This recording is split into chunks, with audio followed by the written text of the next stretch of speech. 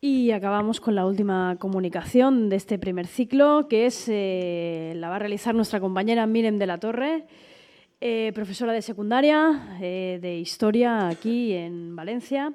Y el título de la comunicación es La reinvisibilización de las mujeres en la actualidad y la importancia de la genealogía.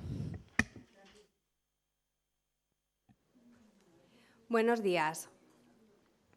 Con respecto al título de mi comunicación, querría empezar hablando un poco de, una breve descripción de lo que es la genealogía.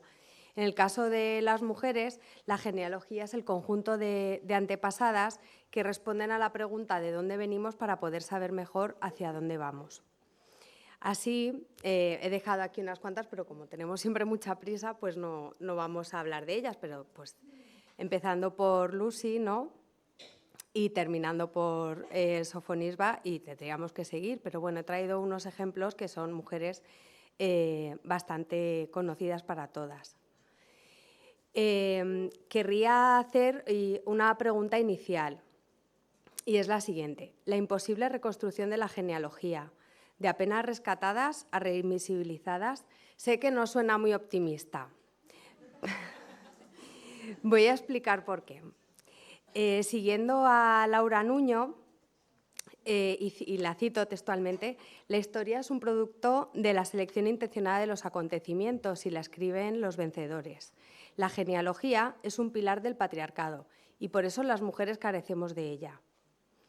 Es decir, el sistema patriarcal siempre procura mantener un sistema lo más androcéntrico posible. Es lo que nosotras llamamos, ¿no?, el falso masculino genérico. He traído aquí a 3 amigos que todas conocemos. Ana no ha puesto a Rousseau, pero yo te lo traigo. Esta es la razón por la que nosotras no hemos contado con esta genealogía y no hemos tenido dónde mirarnos mientras estábamos en la escuela. Y esto es muy importante. Ahora bien, desde los años 70 y sobre todo desde los años 90 y ya también en el siglo XXI, surgen denodados esfuerzos por parte de muchas mujeres desde distintos ámbitos, las ciencias sociales, las artes, las ciencias experimentales, etcétera, que intentan rescatar a las mujeres que el patriarcado y el androcentrismo nos robaron.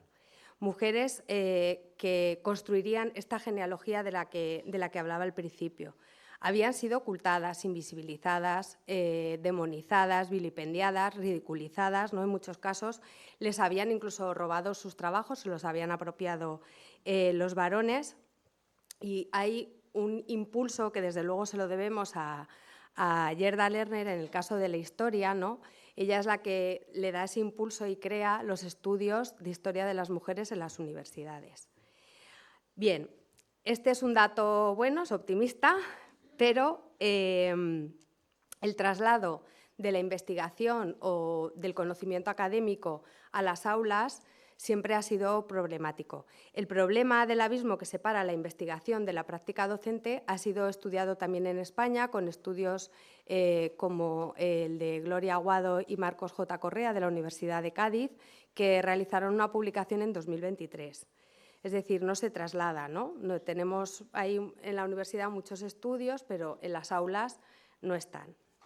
En el caso específico de la historia, la Universidad de Valencia publicó, me parece que es del año pasado, un libro coordinado, entre otras profesoras, por Isabel Morant, El lugar de las mujeres en la historia, desplazando los límites de la representación del mundo, que es un avance muy importante porque no trata solamente de mujeres importantes referentas, sino que trata de la vida de las mujeres, ¿no?, de saber cómo vivieron en los diferentes periodos históricos. Women's Legacy es una organización, un proyecto que dirige Ana López Navajas, que también trata de rescatar a estas mujeres que el androcentrismo ha sacado del currículum y trata de llevarlas otra vez a las aulas. Past Women también trata de conocer la realidad de las mujeres desde la arqueología con perspectiva feminista. Es decir, hay muchos proyectos de muchas mujeres haciendo muchas cosas para intentar devolvernos esa genealogía que nos han robado. Bien, porque estos estudios que decía antes no llegan a la escuela, que es un agente socializador de primer orden. Si existe un mandato específico en la Ley de Igualdad entre Hombres y Mujeres de 2007, ¿cómo se puede, esto igual a Elena Simón no le gusta, cómo se puede educar para la igualdad sin educar en igualdad a través del currículum de nuestra historia común? Bueno, es cierto que gracias a la lucha feminista se han incluido algunas mujeres en los currículums, pero la mayor parte de las veces se muestran como excepciones. Estoy pensando en una unidad didáctica de cuarto de ESO, Olim de Gus ahí en un cuadrito, ¿no? Muy bien, pero ¿qué pasa con la vida? Y sobre todo ahí lo que nos explica es qué pasa después de la Revolución Francesa con las mujeres. Ese amigo nuestro, Rousseau, ¿qué pasa con él? Esto en el libro no está, ¿vale? Es decir, el relato que habla de la vida de las mujeres, de las que no sabemos sus nombres, no está, no existe. En algunas editoriales es cierto que, sobre todo desde el año pasado y este año, la materia de geografía e historia sí que se muestra un lenguaje, esto Maricruz sabe más, un lenguaje que podríamos denominar como un poco menos sexista, ¿no? Por ejemplo, en segundo de la ESO, que se habla de la Edad Media, pues antes siempre era porque los campesinos, bueno, pues ahora campesinado. Y claro, es un término colectivo, pero en realidad no nos refleja la vida de las mujeres campesinas porque desconocemos en realidad cuál fue su vida. Entonces, bueno, pues es un paso, pero tampoco nos acaba de convencer, ¿no? Pero en cualquier caso, entre estos esfuerzos de estas mujeres que mencionaba anteriormente y estos cambios en las legislaciones, en los currículums, parece que van entrando, ¿no?, más mujeres, pues podía parecer que estábamos encaminadas hacia una coeducación real. Pero malas noticias, esto no es así.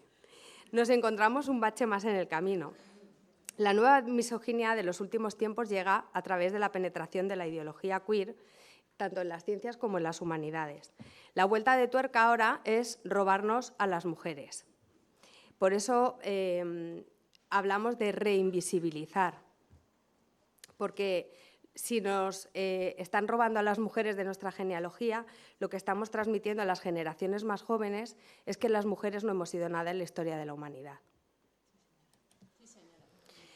Bueno, voy a poner un ejemplo para que se entienda mejor. Esto es real. Una alumna de segundo de bachillerato me dice que la identidad de género es muy importante y además que esto ha existido de siempre, y tanto es así que en el antiguo Egipto pues ya había más de 2 géneros. Y lo sabe porque había una reina que en verdad era un hombre trans. Bueno, yo flipé un poco, ¿no? Y digo, pues no sé, hablas de Hatshepsut, ¿no? O sea, fue lo primero que pensé. Además, esta era una de mis asignaturas favoritas en la carrera. Y me dice, pues no sé cómo se llama, pero puede ser. Llego a mi casa y lo busco y puse Hatshepsut trans en Google y no me salió uno, me salieron varios artículos que hablaban de esto como una realidad. Y la prueba que estaban dando para decir que esta mujer en verdad era un hombre, y además de que se sentía un hombre, era que se le representaba con una barba postiza. Y yo, bueno, vamos a ver. Egipto es una sociedad patriarcal de la antigüedad. Además, la barba postiza era postiza para los hombres también. Quiero decir, era un atributo del poder con el que se representaban.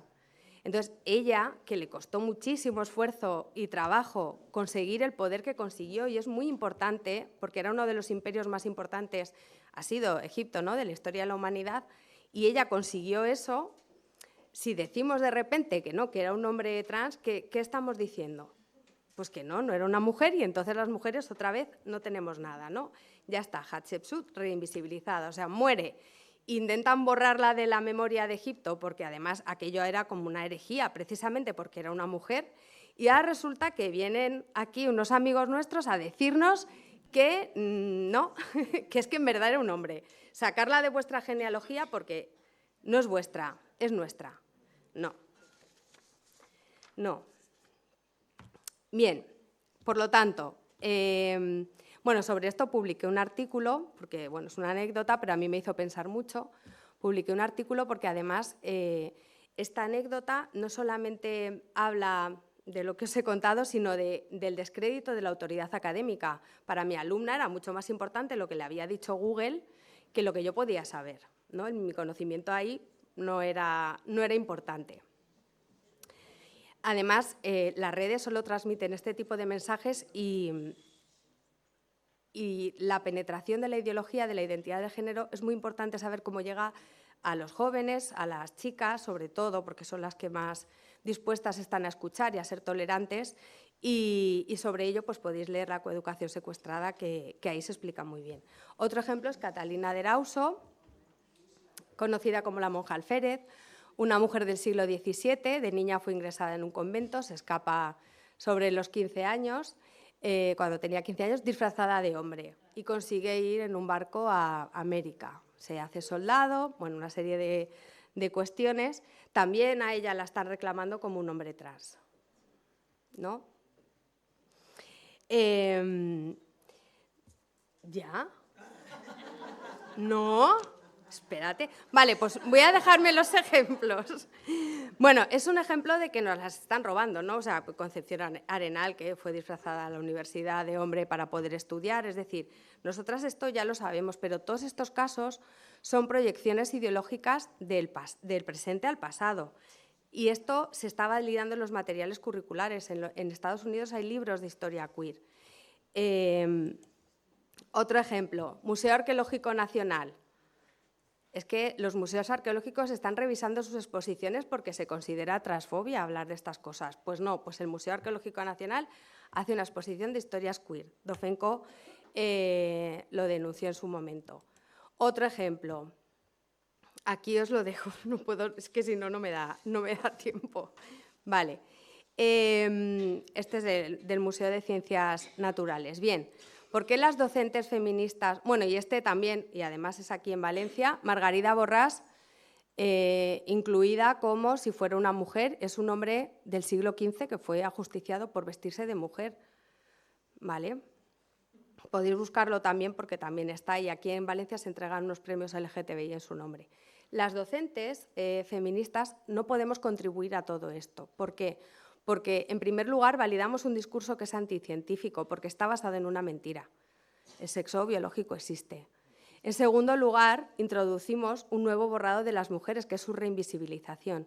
Y, en tercer lugar, estamos validando una ideología que es profundamente sexista, que deja a nuestras alumnas sin la genealogía y el conocimiento al que tienen derecho, y además a los alumnos como si ellos fueran el sexo superior, ¿no? Y el que ha sido importante en la historia. Y esto no es verdad. Por último, las instituciones y las autoridades educativas que tienen por objetivo luchar por la igualdad no pueden permitir que esto siga sucediendo.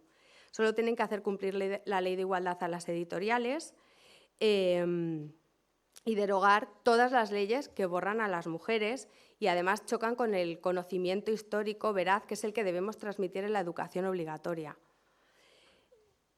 Así no podemos coeducar. De esta manera es muy difícil, por eso decía que es un bache más en el camino, ¿no? Estamos retrocediendo a marchas forzadas, esto tampoco a Elena no le gusta, estamos retrocediendo a marchas forzadas, al menos desde mi punto de vista, con esta reinvisibilización de las mujeres. Y yo pregunto, ¿van a tolerar esto las instituciones que deben velar por la educación para la igualdad? ¿Piensan renunciar a su responsabilidad y dejar esta lucha desigual solo en manos de cada profesora en su aula? ¿O van a cooperar por la coeducación real ya? Gracias.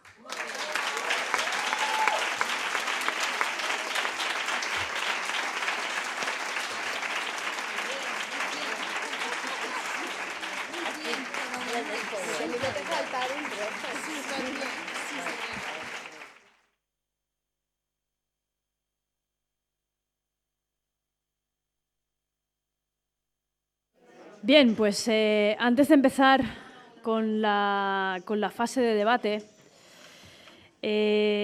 nos gustaría desde Dofenco agradecer a todas aquellas asociaciones y agrupaciones feministas que nos han brindado su apoyo para organizar este congreso.